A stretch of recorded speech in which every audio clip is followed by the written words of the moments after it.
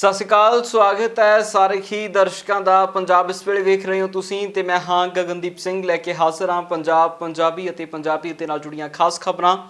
ਸਭ ਤੋਂ ਪਹਿਲਾਂ ਸਿੱਧਾ ਰੁਖ ਕਿਸਾਨੀ ਅੰਦੋਲਨ ਦੇ ਵੱਲ ਕਰਾਂਗੇ। ਦਿੱਲੀ ਦੀਆਂ ਵਰੂਹਾਂ ਦੇ ਉੱਤੇ ਡਟੇ ਬੈਠੇ ਕਿਸਾਨਾਂ ਨੂੰ ਅੱਜ 100ਵਾਂ ਦਿਨ ਹੋ ਗਿਆ। ਲਗਾਤਾਰ 100 ਦਿਨਾਂ ਤੋਂ ਚੱਲ ਰਹੇ ਇਸ ਅੰਦੋਲਨ ਦੇ ਵਿੱਚ ਕਈ ਤਰ੍ਹਾਂ ਦੇ ਮੌਸਮ ਕਿਸਾਨਾਂ ਨੇ ਆਪਣੇ ਪਿੰਡੇ ਦੇ ਉੱਤੇ ਹੰਢਾਏ ਨੇ ਤੇ 100ਵੇਂ ਦਿਨ ਤੋਂ ਬਾਅਦ ਕਿਸਾਨਾਂ ਦੇ ਵੱਲੋਂ ਐਲਾਨ ਕੀਤਾ ਗਿਆ ਸੀ ਕਿ ਕੁੰਡਲੀ ਮਾਨੇਸਰ ਅਤੇ ਪਲਵਲ ਰੋਡ ਨੂੰ ਉਹਨਾਂ ਦੇ ਵੱਲੋਂ 5 ਘੰਟੇ ਦੇ ਲਈ ਜਾਮ ਕੀਤਾ ਜਾਣਾ। 11 ਵਜੇ ਤੋਂ 4 ਵਜੇ ਤੱਕ ਜਿਹੜਾ ਇਹ ਜਾਮ ਹੋਣਾ ਸੀ, ਜਿਸ ਨੂੰ ਕਿ ਭਰਮਾ ਹੁੰਗਾਰਾ ਮਿਲਿਆ ਹੈ। ਵੱਡਾ ਇਕੱਠ ਕੁੰਡਲੀ ਮਾਨੇਸਰ ਪਲਵਲ ਰੋਡ ਦੇ ਉੱਤੇ ਕਿਸਾਨਾਂ ਦਾ ਵੇਖਣ ਨੂੰ ਮਿਲਿਆ ਹੈ। ਕੜਾਕੇ ਦੀ ਧੁੱਪ ਦੇ ਵਿੱਚ ਵੀ ਕਿਸਾਨ ਲਗਾਤਾਰ ਡਟੇ ਰਹੇ ਨੇ ਤੇ ਕਿਸਾਨਾਂ ਦੇ ਵੱਲੋਂ 5 ਘੰਟੇ ਤੱਕ ਦੇ ਲਈ ਕੁੰਡਲੀ ਮਾਨੇਸਰ ਪਲਵਲ ਰੋਡ ਨੂੰ ਜਾਮ ਰੱਖਿਆ ਗਿਆ ਤੇ ਕਿਸਾਨਾਂ ਦੇ ਵੱਲੋਂ ਕਿਹਾ ਗਿਆ ਕਿ ਆਉਣ ਵਾਲੇ ਦਿਨਾਂ ਦੇ ਵਿੱਚ ਹੋਰ ਤਿੱਖੇ ਐਲਾਨ ਉਹਨਾਂ ਦੇ ਵੱਲੋਂ ਕੀਤੇ ਜਾ ਸਕਦੇ ਨੇ। ਐਮਐਸਪੀ ਦੀ ਗਰੰਟੀ ਨਹੀਂ ਦੇ ਰਹੀ। ਝੋਨਾ ਸੀ ਯੂਪੀ ਤੋਂ ਆਏ, ਹਲੋਈ ਤੋਂ ਆਏ ਆ। ਕਣਕ 1400 ਨੂੰ ਵਿਕ ਰਹੀ ਹੈ, ਝੋਨਾ 1000 ਨੂੰ ਵਿਕ ਰਿਹਾ, ਮੱਕਾ 800 ਨੂੰ ਵਿਕ ਰਿਹਾ। ਕਿਸਾਨਾਂ ਦੀ ਬੁਰੀ ਹਾਲਾਤ ਹੈ। ਸਰਕਾਰ ਸੁਣ ਨਹੀਂ ਰਹੀ, ਸਰਕਾਰ ਗੁੰਮਰਾਹ ਹੋ ਰਹੀ ਹੈ। ਸਰਕਾਰ ਕਹਿੰਦੀ ਕਿਸਾਨ ਗੁੰਮਰਾਹ ਹੋ ਰਹੇ। ਅਸੀਂ ਕਹਿੰਦੇ ਵੀ ਸਰਕਾਰ ਨੂੰ ਕੁਝ ਅੰਦਰ ਬੈਠੀ ਸ਼ਾਇਦ ਪਾਰਟੀ ਵਾਲੇ ਇਹਨਾਂ ਨੂੰ ਹਰਾਉਣ ਦੀ ਕੋਸ਼ਿਸ਼ ਕਰ ਰਹੇ ਨੇ, ਸਰਕਾਰ ਨੂੰ ਗੁੰਮਰਾਹ ਕਰ ਰਹੇ ਨੇ ਵੀ ਇਹ ਤਾਂ ਕੁਛ ਵੀ ਨਹੀਂ ਹੈ ਉਹ, ਜਦ ਕਿ ਸਾਰਾ ਭਾਰਤ ਦਾ ਕਿਸਾਨ ਹੈ ਇਸ ਵੇਲੇ ਤਰਾਸਦੀ 'ਚ ਹੈ।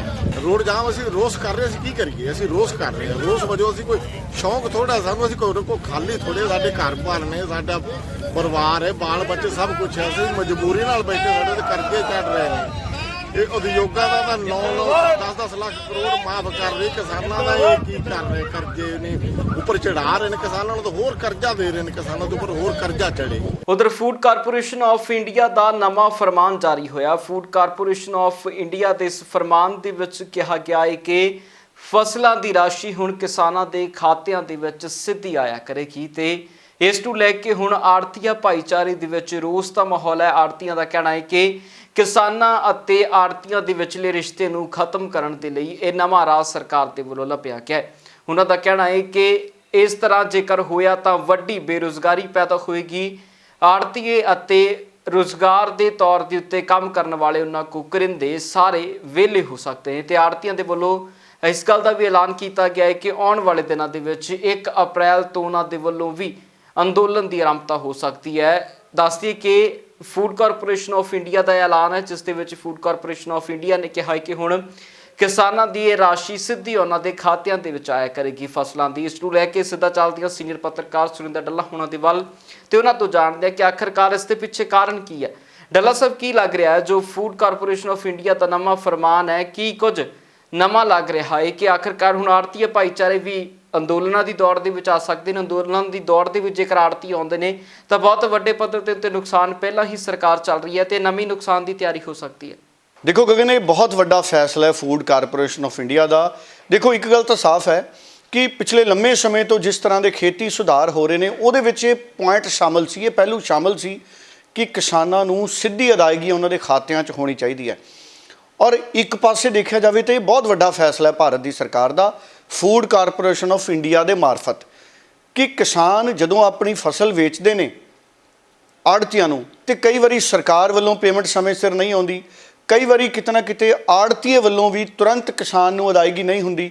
ਪਰ ਹੁਣ ਫੂਡ ਕਾਰਪੋਰੇਸ਼ਨ ਆਫ ਇੰਡੀਆ ਨੇ ਜਿਹੜੀ ਚਿੱਠੀ ਲਿਖੀ ਹੈ ਪੰਜਾਬ ਸਰਕਾਰ ਨੂੰ, ਮਹਿਕਮਿਆਂ ਨੂੰ, ਕਿ ਸਾਨੂੰ ਲੈਂਡ ਰਿਕਾਰਡ ਦੇ ਦਿੱਤੇ ਜਾਣ ਸਾਰੇ, ਤਾਂ ਕਿ ਆਉਂਦੇ ਹਾੜੀ ਦੇ ਸੀਜ਼ਨ ਦੇ ਵਿੱਚ ਅਸੀਂ ਜਿੰਨੀ ਵੀ ਜਿਹੜੀ ਵੀਟ ਦੀ ਪ੍ਰੋਕਿਉਰਮੈਂਟ ਹੋਣੀ ਹੈ, ਉਹਦੀ ਜਿਹੜੀ ਫਸਲ ਹੈ, ਉਹਦਾ ਜਿਹੜਾ ਮੁੱਲ ਹੈ ਉਹ ਅਸੀਂ ਕਿਸਾਨਾਂ ਦੇ ਖਾਤਿਆਂ 'ਚ ਸਿੱਧਾ ਪਾ ਦੇਣਾ।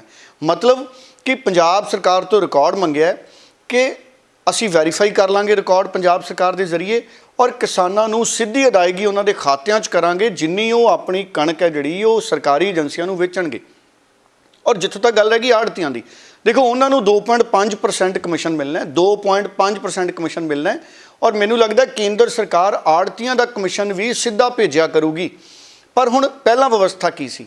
ਪਹਿਲਾਂ ਕਿਸਾਨ ਆੜਤੀਆਂ ਦੇ ਜ਼ਰੀਏ ਸਰਕਾਰੀ ਏਜੰਸੀਆਂ ਨੂੰ ਫਸਲ ਵੇਚਦਾ ਸੀ ਔਰ ਸਰਕਾਰ ਆੜਤੀਆਂ ਨੂੰ ਪੈਸੇ ਦਿੰਦੀ ਸੀ ਔਰ ਆੜਤੀਏ ਕਿਸਾਨਾਂ ਨੂੰ ਪੇਮੈਂਟ ਦੀ ਅਦਾਇਗੀ ਕਰਦੇ ਸੀ। ਪਰ ਹੁਣ ਆੜਤੀਆਂ ਦੀ ਬਜਾਏ ਸਰਕਾਰ ਸਿੱਧਾ ਖਾਤਿਆਂ 'ਚ ਕਿਸਾਨਾਂ ਦੇ ਪੈਸੇ ਪਾਉਣਾ ਸ਼ੁਰੂ ਕਰਨ ਵਾਲੀ ਹੈ। ਔਰ ਇਸ ਕਰਕੇ ਆੜਤੀਏ ਜਿਹੜੇ ਨੇ, ਪਹਿਲਾਂ ਤਾਂ ਦੇਖੋ ਕਿਸਾਨਾਂ ਦਾ ਤਾਂ ਖੇਤੀ ਕਾਨੂੰਨ ਦਾ ਮਸਲਾ ਜਿਹੜਾ ਉਹ ਵੱਖਰਾ ਹੈ, ਲੇਕਿਨ ਹੁਣ ਆੜਤੀਏ ਕਹਿੰਦੇ ਕਿ ਇਹ ਸਰਕਾਰ ਦਾ ਗਲਤ ਫੈਸਲਾ ਹੈ, ਅਸੀਂ ਇਹਦੇ ਖਿਲਾਫ 1 ਅਪ੍ਰੈਲ ਤੋਂ ਪ੍ਰੋਟੈਸਟ ਕਰ ਸਕਦੇ ਹਾਂ। पर देखा जाए तो अगर आड़तियों की कमीशन पहलों की तरह मिलती है सरकार तो, अगर केंद्र सरकार आड़तियों की कमीशन देने च कोई डिक्का नहीं पाती या सरकारी एजेंसियां आड़तियों की कमीशन लिए पाबंद ने, तो फिर मैनू ये लगता है कि किसानों के खाते च सीधी पेमेंट जाना फायदेमंद है और ये किते ना किते जिहड़ी किसानों को दिक्कत आउंदी सी वो खत्म होएगी। सो इस कदम का मैं स्वागत करदा अगर रकम सीधी किसानों के खाते में जाती है। बाकी आड़तीए जरूर हाल की घड़ी प्रोटेस्ट करन जा रहे हैं, पर इस सारी गल नूं समझना पऊगा। हुण इहदे ते किसानों का रुख की रहिंदा है, बहुत वड्डी गिणती साडे किसान संगठन ने, ये देखने वाली गल रहूगी, पर किते ना किते मैनूं ये लगदा कि इस फैसले नाल किसानों का फायदा होएगा। उधर खेती कानूनों तो नाराज किसानों की वलों अपनी फसल आप नष्ट करन दीआं कई तस्वीरां हुण तक मुल्क के ਵੱਖ-ਵੱਖ हिस्सों के विचों सामने आ चुकियां ने। होर तस्वीरां ने करनाल दे विचों भी ये तस्वीरां सामने आईयां ने जिथे किसानों के वलों अपने हत्थी अपनी फसल नष्ट की गई है। अजिहियां तस्वीरां के दौरान हर कोई भावुक हो जाता है क्योंकि पुत्तां अते धीआं दे वांग अपनी फसल नूं किसान पालदा है। जदों अपनी पली हुई फसल के उत्ते ट्रैक्टर किसी किसान के वलों चलाया जाता है तो उसदियां भावनावां नूं समझना बहुत मुश्किल हो जाता है। किसान के वलों रोंदे हुए अपनी फसल अपने हत्थी नष्ट की गई है कि कुछ इस मौके के उत्ते किसान का कहना सी सुनते हैं। भाई दुखी होगा कर रहे हैं नष्ट। अच्छा, हाँ, किस बात को लेकर दुखी हो? भाई 3 बिलों को देगा दुखी है।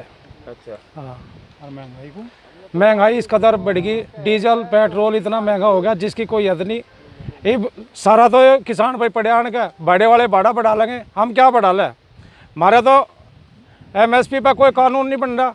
अगर MSP पर कानून बना, चलो भाई जब भी ऐसी बात है, मान लिया ट्रैक्टर है, इस ट्रैक्टर पर कहाँ तक बिजनेस थोड़ा ही है कुछ। अगर भाई हम भाड़ा कर इस तरह चलो भाई भाड़ा बढ़ा देंगे कहीं, यहाँ तो यही धरती खोद नहीं इस तरह। चलो पेट्रोल को भी छोड़ो, डीजल का तो ज़्यादा प्रभावित है किसान। डीजल से ही तो हो रही खेती सारी। दुखी हो गई तो पावे आदमी अपनी फसल, अपना नुकसान जी भी तो करेगा जब दुखी होगा। मेरे को मालूम हुआ कि वहाँ पर कोई फसल नष्ट करने के लिए जा रहा है।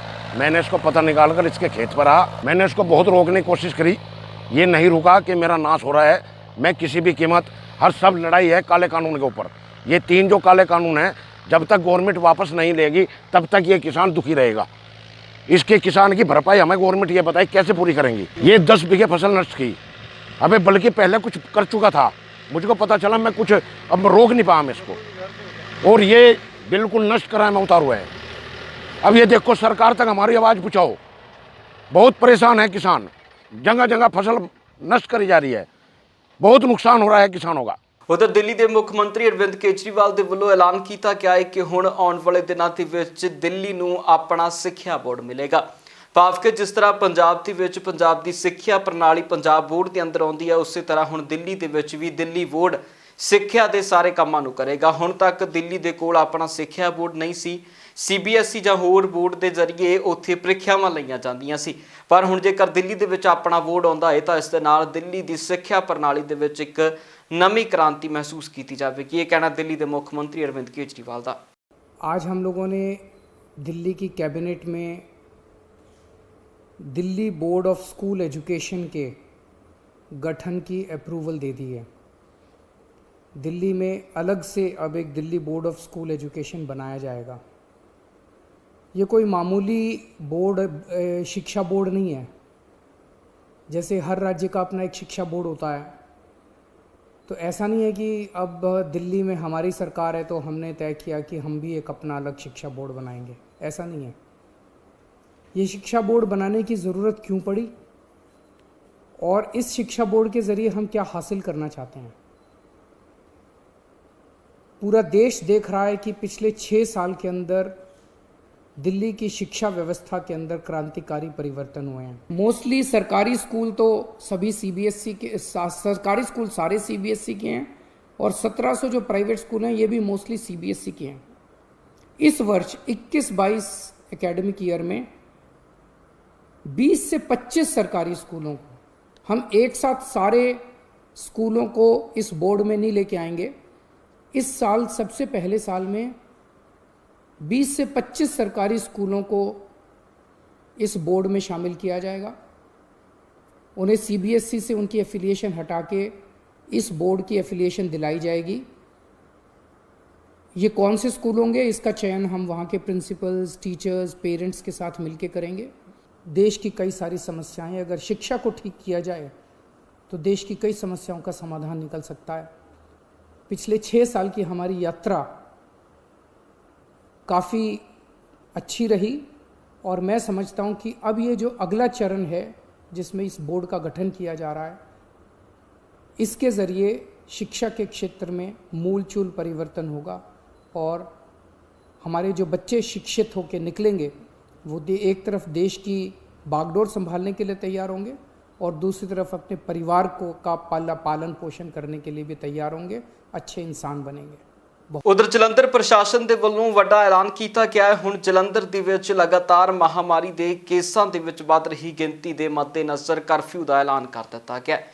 ਦੱਸ ਦਈਏ ਕਿ ਜਲੰਧਰ ਪ੍ਰਸ਼ਾਸਨ ਨੇ ਨਾਈਟ ਕਰਫਿਊ ਦਾ ਐਲਾਨ ਕੀਤਾ ਹੈ। ਨਾਈਟ ਕਰਫਿਊ ਰਾਤ 11 ਵਜੇ ਤੋਂ ਸਵੇਰੇ 5 ਵਜੇ ਤੱਕ ਪ੍ਰਭਾਵ ਦੇ ਵਿੱਚ ਰਹੇਗਾ। ਦੱਸ ਦਈਏ ਕਿ ਐਲਾਨ ਬੀਤੇ ਦਿਨ ਹੀ ਸਰਕਾਰ ਦੇ ਵੱਲੋਂ ਇਸ ਦਾ ਕਰ ਦਿੱਤਾ ਗਿਆ ਸੀ ਕਿ ਜਿਹੜੇ ਵੀ ਜ਼ਿਲ੍ਹਾ ਪ੍ਰਸ਼ਾਸਨ ਨੂੰ ਇਹ ਲੱਗਦਾ ਹੈ ਕਿ ਉਹਨਾਂ ਦੇ ਇਲਾਕੇ ਦੇ ਵਿੱਚ ਨਾਈਟ ਕਰਫਿਊ ਦੀ ਜ਼ਰੂਰਤ ਹੈ ਤਾਂ ਉਹ ਆਪਣੇ ਪੱਧਰ ਦੇ ਉੱਤੇ ਨਾਈਟ ਕਰਫਿਊ ਲਾ ਸਕਦੇ ਨੇ। ਤੇ ਹੁਣ ਜਲੰਧਰ ਦੇ ਵਿੱਚ ਪੰਜਾਬ 'ਚ ਨਾਈਟ ਕਰਫਿਊ ਲੱਗ ਚੁੱਕਿਆ, ਜਿਸ ਨੂੰ ਅੱਜ ਹੀ ਪ੍ਰਭਾਵ ਦੇ ਵਿੱਚ ਲਿਆਂਦਾ ਜਾਣਾ ਹੈ, ਜਿਸ ਨੂੰ ਲੈ ਕੇ ਐਲਾਨ ਜ਼ਿਲ੍ਹਾ ਪ੍ਰਸ਼ਾਸਨ ਆਪਣੇ ਪੱਧਰ ਦੇ ਉੱਤੇ ਕਰ ਚੁੱਕਿਆ। ਸੋ 11 ਵਜੇ ਤੋਂ ਸਵੇਰ ਦੇ 5 ਵਜੇ ਤੱਕ ਜਲੰਧਰ ਵਾਸੀ ਨਹੀਂ ਨਿਕਲ ਸਕਣਗੇ। ਸਾਫ਼ ਤੌਰ ਦੇ ਉੱਤੇ ਕਹਿ ਦਿੱਤਾ ਗਿਆ ਜ਼ਿਲ੍ਹਾ ਪ੍ਰਸ਼ਾਸਨ ਦੇ ਵੱਲੋਂ, ਜੇਕਰ ਕਿਸੇ ਨੇ ਵੀ ਮੈਡੀਕਲ ਸਹੂਲਤਾਂ ਦੇ ਚੱਲਦਿਆਂ, ਮੈਡੀਕਲ ਐਮਰਜੈਂਸੀ ਦੇ ਚੱਲਦਿਆਂ ਜਾਣਾ ਹੈ ਤਾਂ ਪ੍ਰਸ਼ਾਸਨ ਨੂੰ ਦੱਸ ਕੇ ਹੀ ਕਿਤੇ ਜਾਇਆ ਜਾ ਸਕਦਾ ਹੈ, ਕਿਉਂਕਿ ਪੂਰੇ ਸ਼ਹਿਰ ਦੇ ਵਿੱਚ ਕਰਫਿਊ ਰਹੇਗਾ ਰਾਤ ਨੂੰ 11 ਵਜੇ ਤੋਂ ਸਵੇਰ ਦੇ 5 ਵਜੇ ਤੱਕ। ਸੋ ਹੁਣ ਜੇਕਰ ਤੁਸੀਂ ਰਾਤ ਨੂੰ 11 ਵਜੇ ਤੋਂ ਬਾਅਦ ਘਰ ਚੋਂ ਬਾਹਰ ਨਿਕਲਦੇ ਹੋ ਤਾਂ ਤੁਹਾਡੇ ਲਈ ਪੁਲਿਸ ਬਾਹਰ ਖੜੀ ਹੋ ਸਕਦੀ ਹੈ ਤੇ ਪੁਲਿਸ ਤੁਹਾਨੂੰ ਫਾਈਨ ਕਰ ਸਕਦੀ ਹੈ, ਤੁਹਾਡਾ ਚਲਾਨ ਹੋ ਸਕਦਾ ਹੈ। ਸੋ ਇਸ ਕਰਕੇ ਕਰਫਿਊ ਦੇ ਦਰਮਿਆਨ ਘਰਾਂ ਦੇ ਵਿੱਚ ਰਿਹਾ ਜਾਵੇ। ਉਧਰ ਕਾਂਗਰਸ ਦੇ ਵੱਡੇ ਆਗੂਆਂ ਦੇ ਵੱਲੋਂ ਵੀ ਪ੍ਰੈਸ ਕਾਨਫਰੰਸ ਕੀਤੀ ਗਈ ਹੈ। ਵੱਡੇ ਆਗੂ ਨੇ ਪ੍ਰੈਸ ਕਾਨਫਰੰਸ ਦੇ ਦਰਮਿਆਨ ਭਾਜਪਾ ਸਰਕਾਰ ਦੇ ਉੱਤੇ ਤਿੱਖੇ ਸ਼ਬਦੀ ਵਾਰ ਕੀਤੇ ਨੇ। ਉਹਨਾਂ ਦਾ ਕਹਿਣਾ ਹੈ ਕਿ 300 ਤੋਂ ਵੱਧ ਸੀਟਾਂ ਲੈਣ ਵਾਲੀ ਸਰਕਾਰ ਨੂੰ ਆਪਣੀ ਤਾਕਤ ਦਾ ਕਮਾਂਡ ਹੋਣ ਲੱਗਿਆ। ਹੋਰ ਕੀ ਕੁਝ ਕਹਿ ਰਹੇ ਨੇ ਕਾਂਗਰਸ ਦੇ ਆਗੂ, ਸੁਣਦੇ हैं। सरकार को एक अजीब सा घमंड है कि 303 सीटें हैं, उनका कोई कुछ नहीं बिगाड़ सकता। उन्हें नहीं समझ में आता कि जिन लोगों ने उन्हें यहाँ बैठाया 303 सीटें देकर, वही लोग आज परेशान हैं, क्रोधित हैं, आंदोलित हैं और वो इंतज़ार कर रहे हैं चुनाव का कि कब चुनाव हो और इस सरकार को वापस भेजें। सरकार को जो कि इतने एक्साइज ड्यूटी 820%, डीजल पर 258% पेट्रोल पर बढ़ाई है, उसको तुरंत वापस लेना चाहिए ताकि राहत उपभोक्ता को तुरंत मिल सके। बिल्कुल वहाँ भी कर रहे हैं और जो कांग्रेस शासित प्रदेशों ने अपने अपने विधानसभाओं में एक रेजोल्यूशन पास की है इन 3 काले कृषि कानूनों के खिलाफ, आज तक उन रेजोल्यूशंस का कोई निपटारा नहीं किया गया। वो अभी भी राज्यपाल जी के यहाँ हैं। कल पंजाब के हमारे विधायकों ने फिर से राज्यपाल से मांग की कि जो असेंबली ने पास किया हुआ है कम से कम उसको तुरंत स्वीकृति दें। यह फेडरलिज्म पर बहुत बड़ा हमला है। आंदोलन, शांतिपूर्ण आंदोलन भारत का इतिहास रहा है, उसी से भारत को स्वतंत्रता मिली है। तो पूरा भरोसा है, सत्याग्रह पर भरोसा हर हिंदुस्तानी को है। पंजाब इस वेले दे विच फिलहाल लिए नहीं, फिर मुड़ हासिल होने नवीं ते ताज़ा अपडेट्स दे नाल। तद तक लिए मैनूं दी इजाज़त। बहुत बहुत धन्यवाद।